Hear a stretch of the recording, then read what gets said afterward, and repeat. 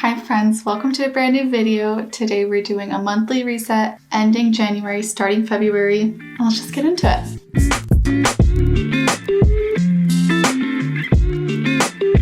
I don't do these monthly reset videos every month. I don't always have it together enough to do them, but every time I do, I feel much more prepared and like I actually gave myself time to stop and reflect and make sure that I'm making progress on things I want to in my life, being grateful for things in my life. Yeah, so if you've never done one of these before, I do encourage you to do it. You don't have to do it every single month for it to be valuable. Let's start off this monthly reset by talking about January, reflecting on January, because the first month of 2023 is already done. That's crazy. But for me, it was also a super full month, so it also feels like it's been a month already. Sometimes it's hard to remember what I even did in a month, so I'm gonna look at my calendar on Notion that I have. The biggest thing is that my work started going back in office full time. I worked remotely for a really long time, every day except for one day a week we went in, and now we go in full time. And I was really struggling with setting goals like at the beginning of January and the beginning of the year because I knew that my daily life was gonna change and my schedule. I just didn't know what it was gonna be like working in person full time, have a bit of a commute now.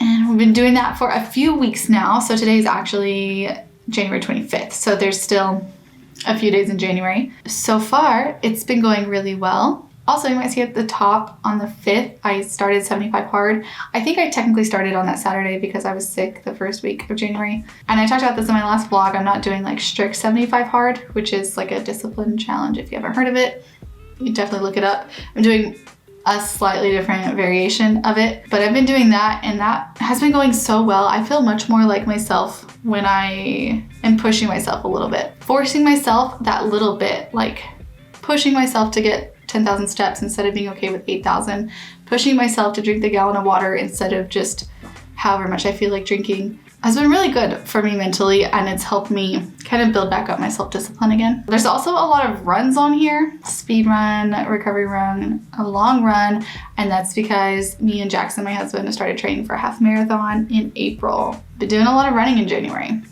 Okay, let's look down. I did set some kind of intentions for this month. These were a couple things I wanted to be really intentional about. I'm trying to do like a payday routine. So on our first payday of the month, I'm immediately putting whatever we're saving into savings or investing into investments instead of waiting till like the end of the month to take care of that. I'm taking care of it first. That way it's like locked in there, it's done. I did do that and I want to continue doing that because it felt really good. Schedule a game night with my cousins. I did that. Like I said, I didn't set like huge goals for January because I knew it was needed to be flexible for that month. Overall, it was really good. It was really busy. I'm still getting used to this new schedule where we leave the house at 6:10 and then get home at like 5 p.m. But I'm liking it. I do like having structure and routine, and I like working in person, possibly better than working from home. I don't know. It's still new. We can revisit that later, but as of right now, I'm really liking it. Things that didn't go so well or that I want to change moving forward is YouTube. I did not do much YouTube stuff until like the end of this month. It was just, I didn't know how to fit it in. I think my brain just needed a break, needed to let myself transition with work. I'm glad I gave myself that time and didn't try to like burn out or something, but I miss doing YouTube stuff all the time. I'm gonna try to incorporate that better next month. The next part of our monthly reset is going to be setting some goals for the next month for February, but I want to be really intentional when I do this. So I'm going to go to this Notion page that I made for 2023. Quick note on Notion, if you would like a template to any of this, let me know. I don't know how to make one currently, but like if people really want a template, I will figure out how and I'll get one for you. Okay, so this is my 2023 page, made a little banner here. And how I plan to do this is I have these intentions here and I want these to guide my monthly goals. Spoiler alert, I'm gonna change some of these already, especially the health and fitness goals. Those are changing, but I want the intention behind it to be the same. So these are my intentions for the whole year. Focus on what my body can do, not how it looks. Pay off immediate debt and build assets. Prioritize my peace and connection with people I love. So with health and fitness, I want all of my goals to be about what I can do with my body, what I can learn, new skills, new strength, and not based on aesthetic purposes. I've done aesthetic focused stuff before. I did like a bodybuilding competition. I'd say a lot of my weightlifting was very focused on getting a certain look, and that's fun and great, but I'm at a point where it's more fun to like learn new skills and surprise myself with what I can do. Originally, I thought I was gonna do all these monthly challenges because, like I said, I didn't really know what I wanted to do with fitness. We're gonna adjust these yearly goals and then pull them into February. I want to do a handstand. And then I'm going to run a half marathon in April. Basically, I want to get more into calisthenics. Did I spell that right? Okay, and then let's look over at the financial. Pay off our HVAC debt by March. We bought this house last February, and as soon as it started to get hot for the summer, our air conditioning went out and we had to buy a whole new unit. So we have our final payment in March. I'm so excited to not have to pay for that anymore. Invest $300 each month. That one's easy. And then over here in personal, read 24 books. This would be about 2 per month. And invest in deeper friendships. These are kind of like the inspirations for my monthly goals. So let's go down here. I'm also gonna write these down because I'm horrible about doing just like a digital version, and then once you clear it out, you never see it again, but I want to remember that I had these. Learn how to handstand. Okay, how can I break this into something that I can do in a month? That's doable. I don't wanna put on there like, be able to do a handstand by the end of the month, just because I don't know how long it's gonna take me to learn it. But if I'm working on it consistently, then that's what I'm happy with. I'm gonna continue that training. It's gonna get hard soon. Okay, financial stuff. Pay off the HVAC, that's so exciting. That bill is always due on the 4th, so it's gonna be paid off the first week of February. Wait, that's a month early. I thought it was gonna be March. I've been just doing that with my YouTube paycheck. It's usually around $300, and then that can just go straight into savings or investing. Personal, it'll be read 2 books.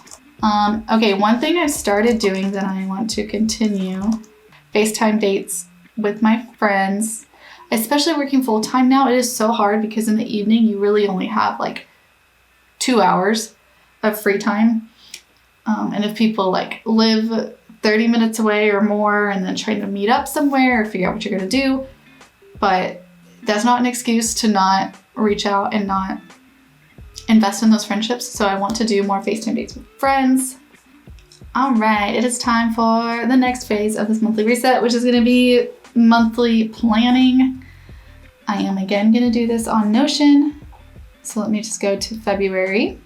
February is a super busy month for me because half of the people I know are born in February, including me. Probably not half, that's an exaggeration. But like I already have a few on here. 1, 2, 3, 4, 5. I have 5 birthdays on here, and that is not nearly all of them because I am really bad with birthdays.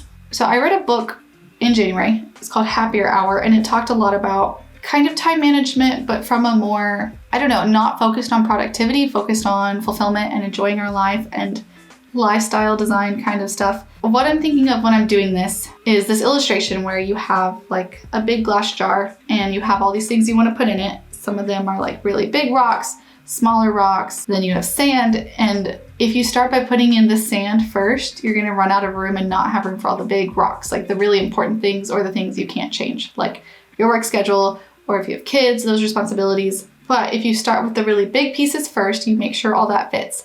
Then you put in the next biggest pieces.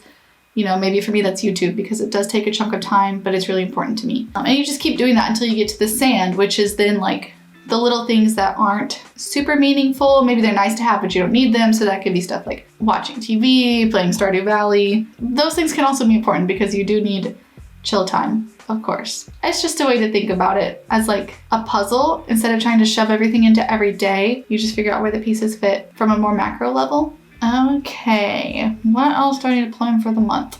Oh, our paydays, that would be nice to know. Okay, it's probably gonna be some kind of birthday celebration. My brother's birthday is 2 days before mine, so hopefully he'll be able to come into town or something. Okay guys, we are at the budget portion. Okay, so let's start this by looking at January, which is not quite over.